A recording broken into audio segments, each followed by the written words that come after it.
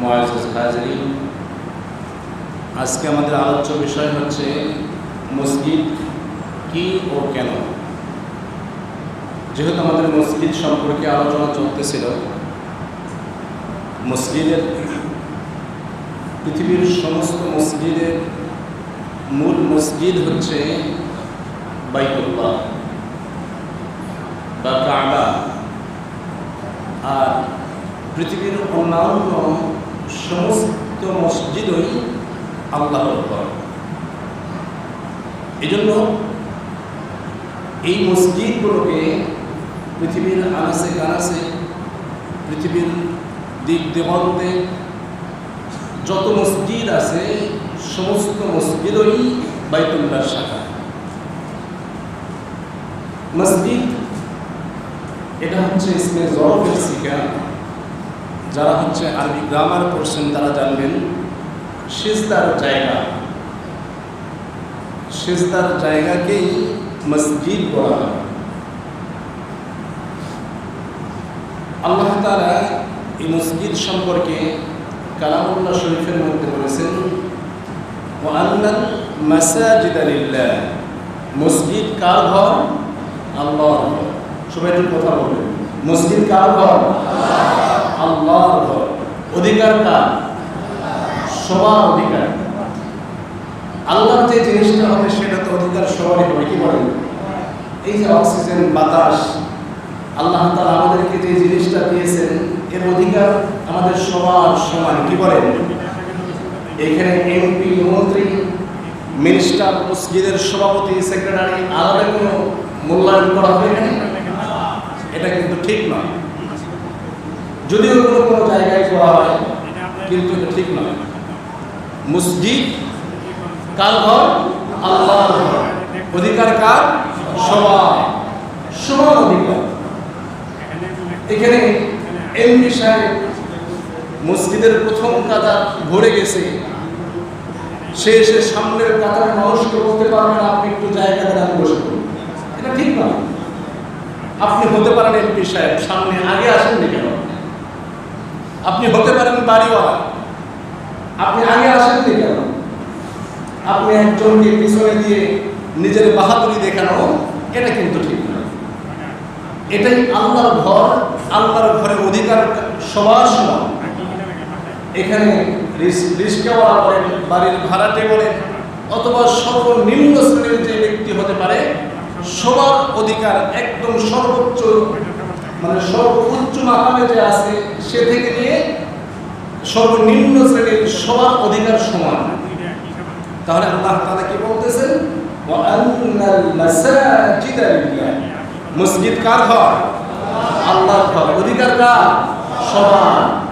এখানে কারোর কোনো আলাদা পার্সোনালিটি এখানে দেওয়া হয়। আল্লাহ রাসূল সাল্লাল্লাহু আলাইহি ওয়াসাল্লাম সেই কথাই বলতেছেন, আল মাসজিদু বাইতুল্লাহ। হাদিস শরীফের মধ্যে আছে আল মাসজিদু বাইতুল্লাহ, মসজিদ কার ঘর? আল্লাহর ঘর। এখানে একটু পার্থক্য থাকতে পারে শুধুমাত্র ইমামের জন্য। ইমামের জন্য এতটুকু পার্থক্য থাকতে পারে, কেননা ইমামের জায়গায় যে নামাজ পড়াতে পারে সে ছাড়া এখানে দাঁড়ানোর অধিকার কারো আছে? নাই। এখন মসজিদের নামাজের সময় হয়ে গেছে, ইমাম সাহেবও আসেনি। এখন চতুর্দিকে তাকাতাকি হচ্ছে, ইমাম সাহেব তো এখনো আসে না। এর মধ্যে ইতিমধ্যে ইমাম সাহেব এসে দাঁড়িয়ে পড়ছে। ইমাম সাহেবকে যদি বলে, কি ব্যাপার, আপনি এত দেরি করে আসলেন কেন? নামাজের সময় হয়ে গেছে, আপনি দেখেন না? এরকম অনেক জায়গায় ইমামকে অপমানিত, অপদস্থ করা হয় কি হয়? এটা কি ঠিক? ইমাম সাহেব হচ্ছে ড্রাইভার। সে একটা নামাজ পড়াতে সাধারণত 4 রাকাত নামাজে 10 থেকে 12 মিনিট সময় লাগে। ইমাম সাহেব চাইলে ওই নামাজে 20 মিনিট সময় লাগাতে পারেন কি পারেন না? পারে না। 1 পৃষ্ঠার জায়গায় যদি 2 পৃষ্ঠা পড়ে কেউ কিছু বলতে পারবে? ইমাম সাহেব যদি রুকুতে গিয়ে 3 বার সুবহান রাব্বিয়াল আযীমের জায়গায় 9 বার সুবহান রাব্বিয়াল আযীম বলে, এমন কোন বাপের বেটা আছে ইমাম সাহেবকে বলতে পারবে ইমাম সাহেব মাথা উঠান? এরকম কোন বাপের বেটা আছে? যেহেতু নাই, কোন ক্ষেত্রে কেন ইমামের উপরে এরকম টর্চারিং করা হয়? কেন করা হয়? যেহেতু ইমাম সাহেবের হাতে দায়িত্ব নেই, ইমাম সাহেব চাইলে নামাজ 10 মিনিটে পড়ানো হয়, একটু সময়কে সংক্ষিপ্ত করে সূরা কেরাতকে একটু ছোট করে ইমাম সাহেব 9 মিনিট 2 মিনিট তার দেরি হয়ে গেছে, ইমাম সাহেব চাইলে 8 মিনিটের নামাজ পড়া যেতে পারেন না? পারে। ইমামের মর্যাদা একটা আলাদা মর্যাদা, এটা আপনারা না জানলেও আল্লাহ আল্লাহর রাসূলকে দিয়েছেন, আল্লাহ আল্লাহর রাসূলকে দিয়েছেন, ইমাম সাহেবদেরকে এই মর্যাদা দেওয়া হয়েছে। আল্লাহ রাব্বুল আলামিন আল্লাহর রাসূল সাল্লাল্লাহু আলাইহি ওয়াসাল্লামকে আলাদা একটা মর্যাদা সমস্ত পয়গম্বরদের উপরে কিভাবে দিয়েছেন? এই ইমামতের মাধ্যমে দিয়েছেন। আল্লাহ রাসূল সাল্লাল্লাহু আলাইহি ওয়াসাল্লামকে এমন ভাবে মর্যাদা দেওয়া হয়েছে, হযরতে আদম আলাইহিস সালামের জামানায় সবথেকে দামি মানুষ যিনি ছিলেন তিনি হচ্ছে আদম আলাইহিস সালাম। হযরতে নূহ আলাইহিস সালামের জামানায় সবথেকে দামি মানুষ হযরতে নূহ আলাইহিস সালাম। হযরতে ইব্রাহিম আলাইহিস সালামের জামানায় সবথেকে দামি মানুষ হচ্ছে হযরতে ইব্রাহিম আলাইহিস সালাম। এভাবে প্রত্যেকটি পয়গম্বরের জামানায়, প্রত্যেকটি পয়গম্বর তার জামানায় তিনি সবথেকে দামি মানুষ ছিলেন। কিন্তু আল্লাহ রাব্বুল আলামিন এই সমস্ত পয়গম্বরদের উপরে আমাদের নবী মুহাম্মদুর রাসূলুল্লাহ সাল্লাল্লাহু আলাইহি ওয়াসাল্লামকে আলাদা একটা মর্যাদা দিয়েছেন। কিভাবে দিয়েছেন? আল্লাহ রাসূল সাল্লাল্লাহু আলাইহি ওয়াসাল্লামকে মিরাজে নেওয়ার সময় আল্লাহ রাসূল সাল্লাল্লাহু আলাইহি ওয়াসাল্লামকে বাইতুল মাকদিসে নেওয়া হলো। নেওয়ার পরে সেখানে সমস্ত পয়গম্বরদের উপস্থিতিতে সমস্ত পয়গম্বরদেরকে পিছনে রেখে সমস্ত পয়গম্বরদের উপরে নবী মুহাম্মদুর রাসূলুল্লাহ সাল্লাল্লাহু আলাইহি ওয়াসাল্লামকে আলাদা মর্যাদা দেওয়া হয়েছে এই ইমামতের মাধ্যমে। কি বলেন? ইমামতের দায়িত্ব কি সাধারণ কোনো দায়িত্ব? আল্লাহ রাসূল সাল্লাল্লাহু আলাইহি ওয়াসাল্লামকে দামি বানানো হয়েছে। আল্লাহ রাসূল সাল্লাল্লাহু আলাইহি ওয়াসাল্লামকে সমস্ত পয়গম্বরদের উপরে মূল্যায়ন করা হয়েছে কিসের মাধ্যমে? ইমামতের মাধ্যমে। এজন্য মসজিদ আল্লাহর ঘর, এখানে অধিকার সবার সমান, কিন্তু ইমামের জন্য একটু আলাদা। ইমাম সাহেব যেহেতু তিনি নামাজ পড়ান, আর তার জায়গায় কেউ মাস্তানি করার কোনো সুযোগও নেই। আছে? সুযোগ আছে? আছে কারো? এখন ঘড়ির টাইম হয়ে গেছে, ইমাম সাহেব আসে নাই, পিছনে তাকাতাকি করে ইমাম সাহেবকে বকাবকি করে ইমাম সাহেবকে হেয় প্রতিপন্ন করে ছোট করে কোনো লাভ আছে? যারা করতেছে এরা তারা ভুলের মধ্যে আছে, যারা ইমামকে এভাবে টর্চারিং করতেছে তারা ভুলের মধ্যে আছে। কেননা এখানে আপনি এত বড় জাননেওয়ালা হয়ে গেছেন, এত কিছু হয়ে গেছেন, আপনি আসেন, ইমাম সাহেব আসেন, আপনি নামাজ পড়িয়ে দেন। এখানে তো ইমাম সাহেব আপনাকে বলবেন আপনি কেন আমার দায়িত্ব পালন করেছেন, এটা তো করবে না। তো আপনি ইমাম সাহেবকে কেন ছোট করে দেখবেন? তো যাই হোক, আমার এটা বড় উদ্দেশ্য না। আমার বড় উদ্দেশ্য হচ্ছে মসজিদ এটা কি? আল্লাহর ঘর। কার ঘর? আল্লাহর ঘর। মসজিদে অধিকার সবার সমান। এখানে এমপি সাহেব, মন্ত্রী, চেয়ারম্যান, এলাকার বড়বাট্টার, বাড়িওয়ালা, এখানে সবাই সমান। এখানে কোনো ভেদাভেদ, এখানে কোনো পার্থক্য থাকবে না, নাই। এজন্য আমরা মসজিদে আসার পরে কাউকে আমরা ভেদাভেদ করব না, কাউকে আমরা পার্থক্য করব না। বাড়িওয়ালা, ভাড়াটে, কৃষ্ণাঙ্গ, শ্বেতাঙ্গ, কালো, ফর্সা, ধনী, গরিব, রিস্কাওয়ালা, বাড়ির ভাড়াটে, এদের মধ্যে কোনো পার্থক্য করব না। এখানে অধিকার সবার সমান। তাহলে মসজিদ হচ্ছে কার ঘর? আল্লাহর ঘর। অধিকার সমান এবং সবার সমান অধিকার। এখানে কোনো মাস্তানি করার জায়গা না। এখানে চেয়ারম্যান, মেম্বারকে, এলাকার মাস্তানদেরকে, সভাপতি, সেক্রেটারিদেরকে আলাদা কোনো মর্যাদা করা হবে না। হ্যাঁ, যে আগে আসবেন সে আগে বলবেন, এটাই স্বাভাবিক। এজন্য মসজিদ হচ্ছে আল্লাহর ঘর, অধিকার সবার সমান। এই মসজিদ হতে হবে তাকওয়ার ভিত্তিতে। মসজিদ হতে হবে কিসের ভিত্তিতে? তাকওয়ার ভিত্তিতে। আল্লাহ রাব্বুল আলামিন আমাদেরকে সে কথাই জানিয়েছেন। সূরা তাওবার 108 নম্বর আয়াতের মধ্যে বলেছেন, লামাসজিদুন উসসিসা আলা তাকওয়া মিন আউয়াল, সর্বপ্রথম মসজিদকে তাকওয়ার ভিত্তিতে মসজিদের ভিত্তি স্থাপন করতে হবে। মসজিদকে নির্মাণের পূর্বেও আমাদেরকে যে জিনিসটা ঠিক করতে হবে সেটা হচ্ছে তাকওয়ার ভিত্তিতে মসজিদ নির্মাণ করতে হবে। কেউ যদি তাকওয়ার ভিত্তিতে মসজিদ নির্মাণ করে থাকে তাহলে এখানে কেউ এসে, তাকওয়া মানে আল্লাহর ভয়ে আল্লাহকে খুশি করার জন্য যদি কেউ মসজিদ নির্মাণ করে থাকে, এখানে কোনো পার্থক্য করার সুযোগ আছে? এখানে সবার জন্য এই শিক্ষাটা, সবার জন্য। মসজিদ যারা নির্মাণ করবেন তারাও এই শিক্ষা রাখতে হবে, মসজিদ পরিচালনা কমিটি যারা আছেন তাদেরও এই শিক্ষা রাখতে হবে, ইমাম মুয়াজ্জিনকেও, এমনকি সমস্ত মুসল্লিদেরকেও এই খেয়াল রাখতে হবে। মসজিদে আমরা যাচ্ছি কার ভয়ে? আল্লাহর ভয়ে। মসজিদ নির্মাণ করেছে কার জন্য? আল্লাহর জন্য। মসজিদ পরিচালনা করতেছি কার জন্য? আল্লাহর জন্য, নাকি নিজের ক্ষমতা দেখানোর জন্য? কি বলেন? একটু সভাপতির পদ পেয়ে গেলাম, সেক্রেটারির পদ পেয়ে গেলাম, আমি অনেক কিছু হয়ে গেলাম, এমনটা না।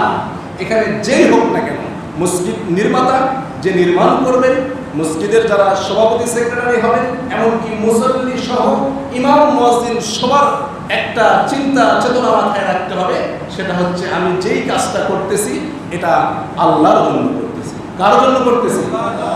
ইমাম সাহেব যদি এই চিন্তা করে আমি তো এই মসজিদের ইমাম, আমি তো নেতা, আমি যা বলবো মসজিদের সভাপতি সেক্রেটারি মুসল্লি সবাই তাই শুনবে, না, এমন চিন্তা করে মসজিদে ইমামতি করলে ওই ইমামের পিছনে নামাজ হবে না, কারণ তার ভয় ঠিক নাই। সে যদি মাস্তানি করার জন্য এখানে আসে যে আমি এখানে গিয়ে মাস্তানি করবো, এই এলাকায় মাস্তানি করার জন্য এই জায়গা না। কি বলেন? যদি কোনো সভাপতি সেক্রেটারি এই চিন্তা নিয়ে মসজিদ পরিচালনা করেন যে আমি এলাকার মধ্যে নিজেকে একটু ফোকাস করব, আমি এলাকার মানুষকে দেখাবো আমি মসজিদের সভাপতি সেক্রেটারি, তাহলে ওই সভাপতি সেক্রেটারি করে কোনো সওয়াবের ভাগীদার সে হতে পারবে না। এই জন্য আল্লাহ রাব্বুল আলামিন সে কথাই বলতেছেন, লামাসজিদুন উসসিসা আলা তাকওয়া মিন আউয়ালি, সর্বপ্রথম মসজিদকে নির্মাণ করার পূর্বেও যে জিনিসটাকে প্রাধান্য দিতে হবে সেটা হচ্ছে তাকওয়া। যারা মসজিদ নির্মাণ করবেন তাদেরই খেয়াল রাখতে হবে, মসজিদ পরিচালনা কমিটিরও এই খেয়াল রাখতে হবে, ইমাম মুয়াজ্জিন সহ সমস্ত মুসল্লিদেরকে এই খেয়াল রাখতে হবে। মসজিদে আমরা যাচ্ছি কাকে খুশি করার জন্য? আল্লাহকে খুশি করার জন্য। কিন্তু আমরা তো মসজিদে আসার থেকে যাওয়ার তাড়াতাড়ি বা তাড়াহুড়া বেশি। কি বলেন? মসজিদে যত দেরি করে আসি তার থেকে বেশি তাড়াতাড়ি আমরা মসজিদ থেকে বের হয়ে যাই। কি বলেন? আল্লাহ রাসূল সাল্লাল্লাহু আলাইহি ওয়াসাল্লাম বলেন, সাবআতু ইউযিল্লুহুমুল্লাহু ফি যিল্লিহি ইয়াওমা লা যিল্লা ইল্লা যিল্লাহ। কিয়ামতের দিন আল্লাহ রাব্বুল আলামিনের যখন এই পৃথিবীর ধ্বংসের ফয়সালা হয়ে যাবে, তখন কিয়ামতের ময়দান শুরু হয়ে যাবে। কিয়ামতের ময়দানে 7 শ্রেণীর ব্যক্তি ব্যতীত অন্য কেউই আল্লাহ তাআলার আরশের নিচে ছায়া পাবে না। এমন একটা কঠিন মুহূর্ত চলে আসবে, যেই মুহূর্তে মাথার মগজগুলো টকবক করতে থাকবে, জিহ্বাটা বের হয়ে নাভি পর্যন্ত চলে যাবে। এমন সময় আল্লাহ তাআলার আরশের নিচে 7 শ্রেণীর ব্যক্তি ব্যতীত কেউই ছায়া পাবে না। রোদ, এই যে আমরা উপলব্ধি করলাম দীর্ঘ 1 মাস, 1 মাসে আমরা বুঝতে পেরেছি সূর্যের তাপ কি জিনিস। কি বলেন? পৃথিবীর পূর্ব দিগন্ত থেকে গগন চিরে একগুচ্ছ রক্তিম স্নিগ্ধ আলোয় পৃথিবী আলোকিত হয়ে যায়, সন্ধ্যাবেলায় গিয়ে সূর্য অস্তমিত হয়। এর আগ পর্যন্ত 1 সেকেন্ডের জন্য সূর্যটা মেঘে ঢাকা পড়ে। এরকম হয়েছে না? এটা তো সূর্য আমাদের থেকে কত কিলোমিটার দূরে?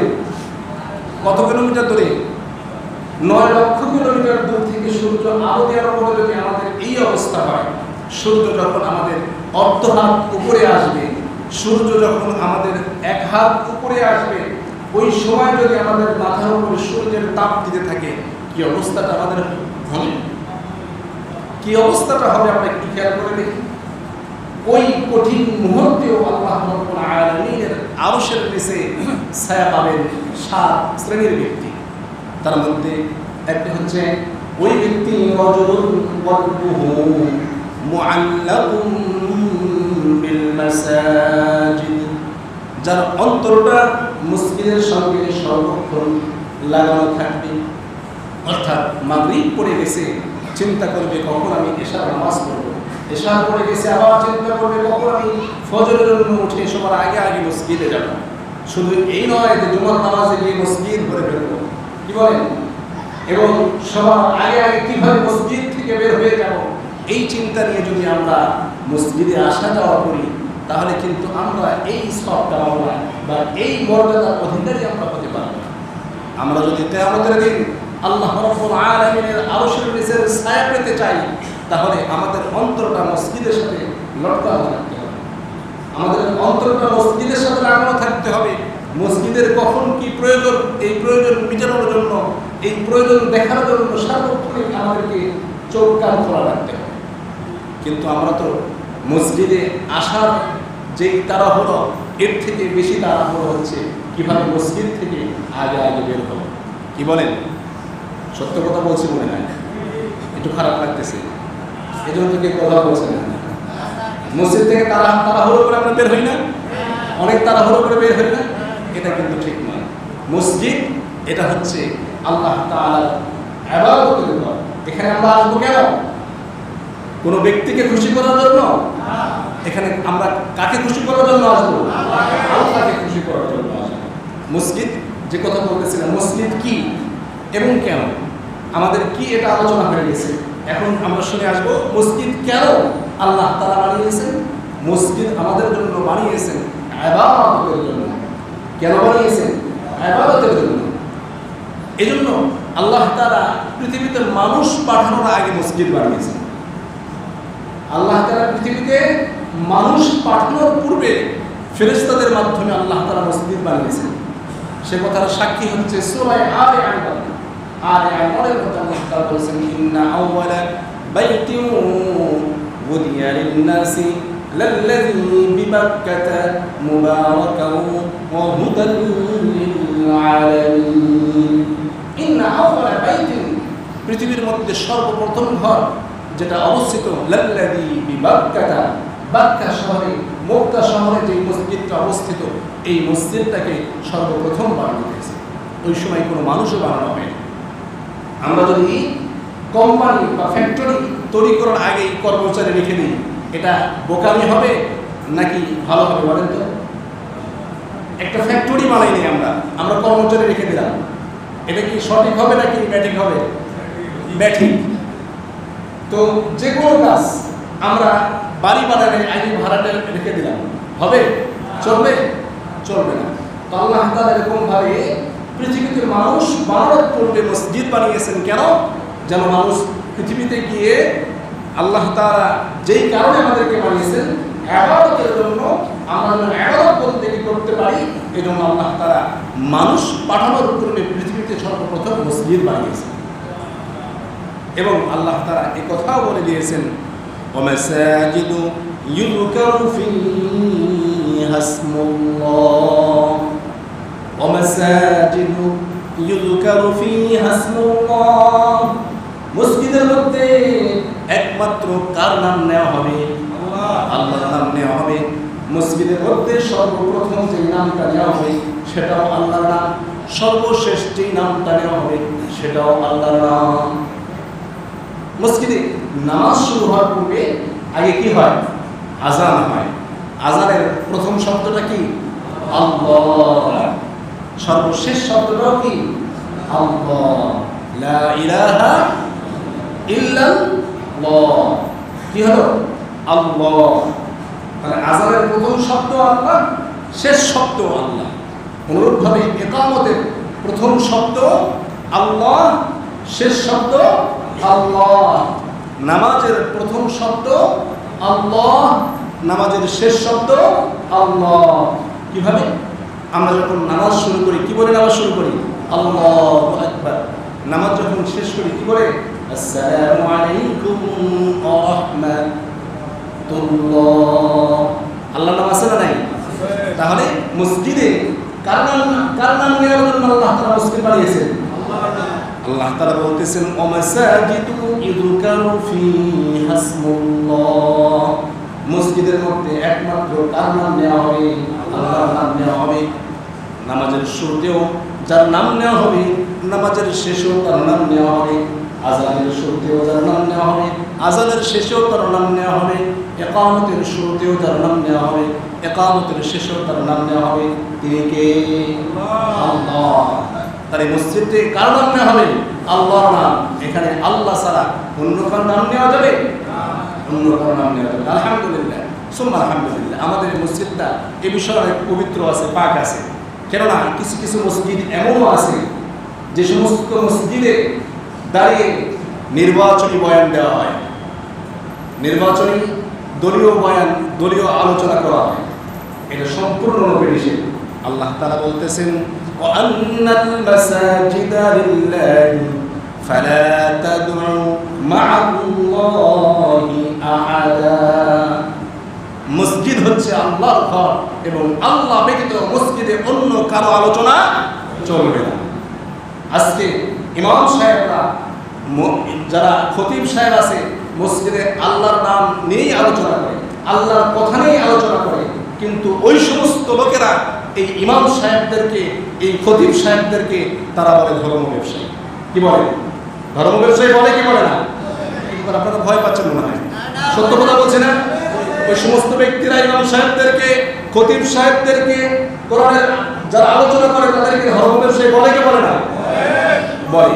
অথচ ওই সমস্ত লোকদেরকে দেখবেন ঈদের দিন আসলে অথবা নির্বাচন আসলে গায়ে একটা পাঞ্জাবি, মাথায় একটা টুপি ওঠে।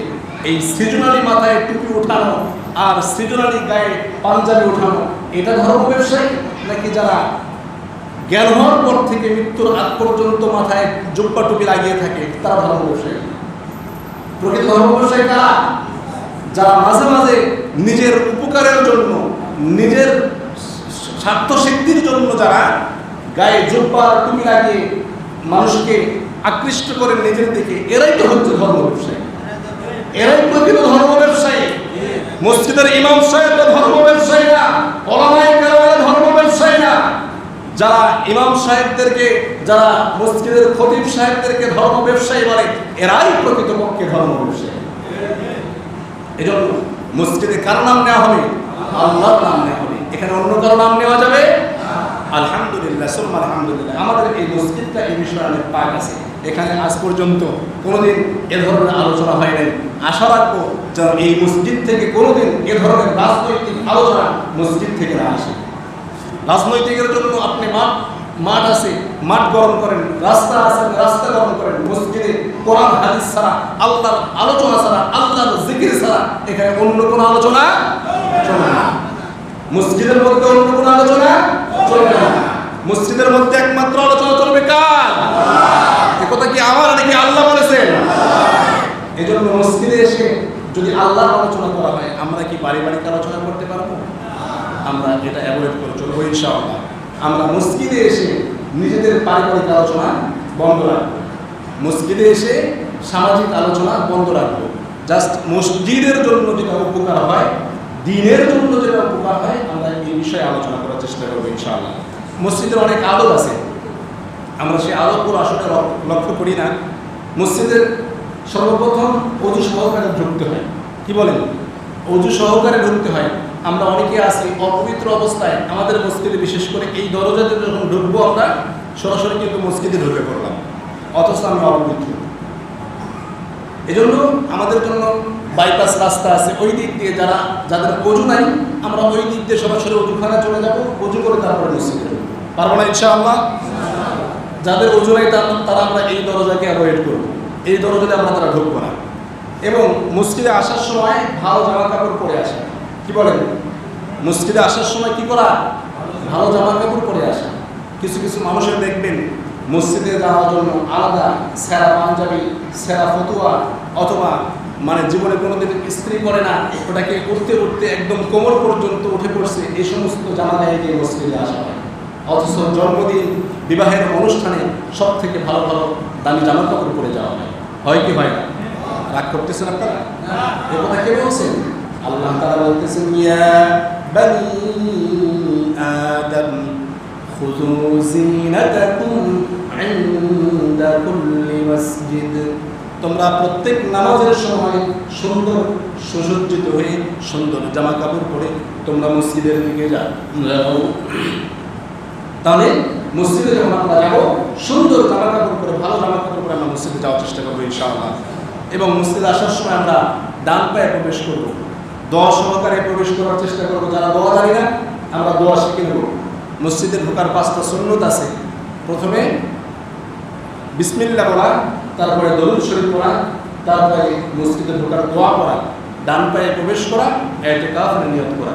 দোয়াটাকে এভাবে আমরা বলি, বিসমিল্লাহ, সবাই বলি বিসমিল্লাহ ওয়াসসালাতু ওয়াসসালামু আলা রাসূলিল্লাহ আল্লাহুম্মা ইফতাহলি আবওয়াব রাহমাতিক। এভাবে আমরা মসজিদে প্রবেশ করব। মসজিদ থেকে বের হব বাম পা দিয়ে।